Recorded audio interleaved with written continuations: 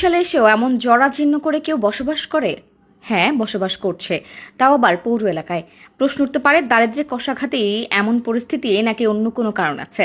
দারিদ্র্যের কষাঘাত তো রয়েছেই, তার চেয়ে সমস্যা হলো জমি নিয়ে দ্বন্দ্ব।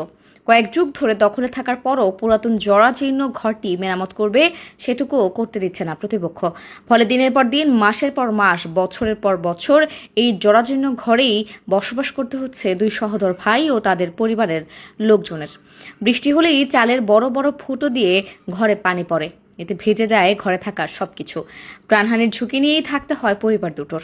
সরেজমিনে না গেলে তাদের কষ্ট অনুভব করা সম্ভব নয়।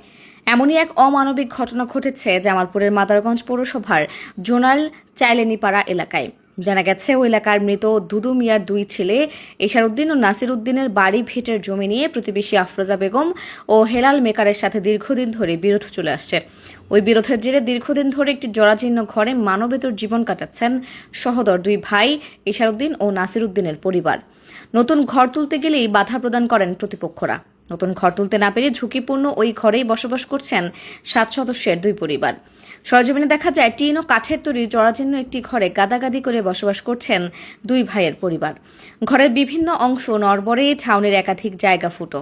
বৃষ্টি হলেই চুয়ে পানি পড়ে। সামান্য ঝড় বাতাসে এই ঘরটিকে পেয়ে ওঠে। স্থানীয় বাসিন্দাদের সঙ্গে কথা বলে জানা যায়, দীর্ঘদিন ধরে এই বসত ভিটায় বসবাস করছেন এশার উদ্দিন ও নাসির উদ্দিন। তবে জমির মালিকানা নিয়ে বিরোধের কারণে তারা নতুন করে ঘর তুলতে পারছেন না। ভুক্তভোগী নাসির উদ্দিন বলেন, এই জমিতে আমরা বহু বছর ধরে আছি।